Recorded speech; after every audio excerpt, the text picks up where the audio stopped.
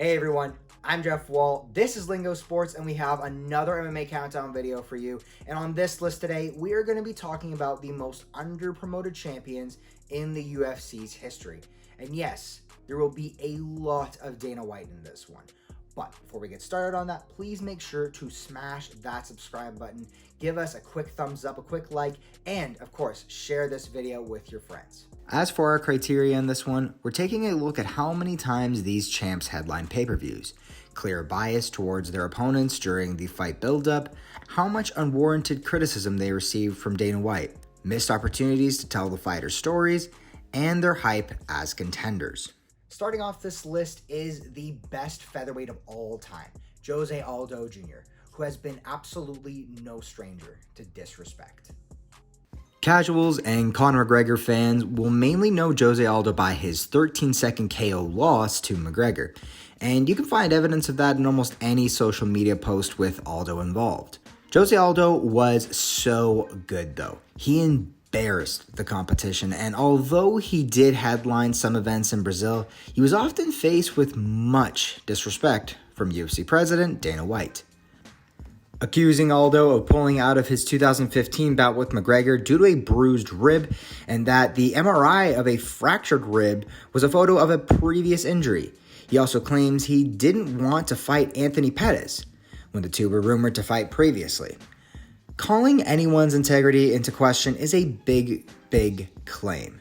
Accusing a fighter and their camp of what is essentially a lack of toughness is about as disrespectful as you can get. All of this just doesn't help you sell your champions to fans. It degrades them and makes them appear less legitimate. Jose Aldo, who had plenty of fans across the MMA world, and especially in Brazil, did not need that. Add to that the feeling that the narrative usually favored the opponents like McGregor, Edgar, and others. Aldo could have been a lot more popular and a bigger cash cow for the UFC. Aldo gets an asterisk next to his score for contender buildup since he came into the UFC already a champion. He did headline some pay-per-view main events, and he was put in the best market for him in his home country, but the criticism from Dana White was pretty brutal, and as said previously, the narrative almost never favored him. This guy may have another title run in his future, but his latest was sorely underutilized in terms of storytelling. The former middleweight champion, Bobby Knuckles. Alright, let me get this one out of the way quick. Robert Whittaker was given some good opportunity to build his brand with bouts in New Zealand and Australia. Unfortunately, he has been plagued with some bad luck and bad injuries. So kudos to Dana and the UFC on that part. He also has headlined all of his title fights. This one is more about not getting the absolute best narrative in the lead up to his title defenses and his lead up to the title itself. Robert Whittaker was 7-0 at the middleweight limits on his run up. He was about as well-rounded as they come, and during his short championship run, looked like one of the best fighters to ever do it, and had a very fan-friendly style to back it all up. And that is the issue. The UFC was too busy trying to build up other fighters and not giving Whittaker much exposure as the first champion from his region of the world, a region with rabid fight fans. This is demonstrated greatly when you compare the treatment of Israel Adesanya to Whittaker. Israel Adesanya, while being more of an extrovert, has been given a significantly greater platform to gain popularity than Whittaker had, especially when you compare their rise to the top. He was also heralded as this new age talent while beating less than great names compared to the resume of Bobby Knuckles. And just for a bit of context that has been sorely missing for Whittaker, this man fought Yoel Romero 2 times, who was without a doubt one of the trickiest and most dangerous matchups in MMA history. In the first bout, Whittaker had his left knee decimated by Romero and had to completely change his style, his tactics, and his fundamentals mid-fight, something that has never been done, and he won the fight. In the next one, he survived an onslaught from the Soldier of God, came back, and won by decision. 2 performances that should go down in MMA history as the greatest tests of IQ, versatility, and heart ever demonstrated. I rest my case. Bobby Knuckles did headline all of his title defenses, so he gets docked there. He didn't receive much criticism from Dana White, so good on Dana there. They definitely whiffed, though, on building a good narrative for him, especially in his run-up to the title. And as said with Adesanya, there was some clear bias towards another up-and-coming contender. Demetrious Mighty Mouse Johnson may still have a case as the best fighter in the world, alongside Khabib Nurmagomedov, of course. But the fighter with the most consecutive UFC title defenses was involved in the first ever MMA trade and sold away. Now that is a true sign of disrespect. DJ, in 13 defenses of his title, only headlined 4 pay-per-views. And while yes, he did headline several Fox main events, that should never have been as permanent as it was. The ultimate disrespect, though, was trading him to one for a retired Ben Askren. Askren, who has always been considered a boring wrestler, who always faced overmatched competition and talked plenty of smack about the UFC and Dana White, ended up getting thrashed in all 3 of his UFC fights, and only headlined one event. In hindsight, it doesn't seem like a great trade-off for a fighter that may end up being the first mixed martial artist to hold belts in all premier organizations and has a decent argument to be the best fighter to ever walk the earth. And sure, you can make the argument, God knows Dana White has, that DJ doesn't have the most sellable personality. And being a small man who's just an avid gamer and a normal dad, sure, that's not exactly that sellable. However, in the octagon, despite his dominance, his fights were always action-packed. Johnson threw every single skill at his opponents imaginable and finished a bunch of them, unlike Jones and GSP, who have had a lot more put into them in terms of promotion. While I'm at it, let's just clear something up. The UFC's flyweight division was by no means shallow during DJ's time. It's not the most stacked we've ever seen, but it's certainly deeper than the entire history of the heavyweight division and the light heavyweight division, and was definitely deeper than the middleweight division during Anderson Silva's reign. Mighty Mouse was clearly not the champ the UFC had in mind. He didn't get a lot of hype in his run-up to the title. The narrative almost never celebrated him the way it should have. He headlined Fox events, but very few pay-per-views. He didn't have the most sellable personality, that's true. But fighters like Anderson Silva, who said just about as much as DJ, were promoted way more and wasn't even as exciting. Amanda Nunes is pretty much running away with the title of best women's fighter to ever walk the earth. But why is she so high on this list? Well, just let me explain. Amanda Nunes has come from nothing. At one point, a part-time fighter until her title shot, has destroyed everyone with incredible speed and power.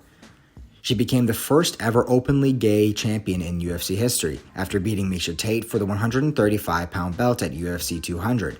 And that is where this begins. The UFC has never once pushed that side of her story to fans. Now, to me, that seems like it would make Nunes a very inspirational figure for the LGBT community, especially for kids with very few athletes to look up to in this regard. Nunes is also one of the few women fighters in history with huge KO power. Chris Cyborg and Rousey packed a punch for sure, but Nunes can separate fighters from their senses with all 8 limbs equally, leading to some incredible highlight reel KOs in her career. Similar to Aldo, Dana has criticized her for pulling out of a fight with a serious medical issue, and there was some clear promotional bias since her first title fight against Miesha Tate. And let's not even mention the lead up to the Ronda Rousey fight. It took her knocking out Chris goddamn Cyborg in the first round to get nearly any respect. The Lioness has only headlined half of her title fights. One of those was the Rousey fight. She got little build-up during her rise to the top, and once she was there, despite the real chance she had to break some barriers, the UFC never tried to tell that story. She's also received some very unnecessary criticism, and as with DJ, it seemed like she was never the champ the UFC wanted. The most underpromoted champion in UFC history has taken about as much criticism from fans and media alike as he has from Uncle Dana himself. Tyron Woodley takes the #1 spot on this list. Tyron Woodley is one of the most decorated welterweight champs in the division's history.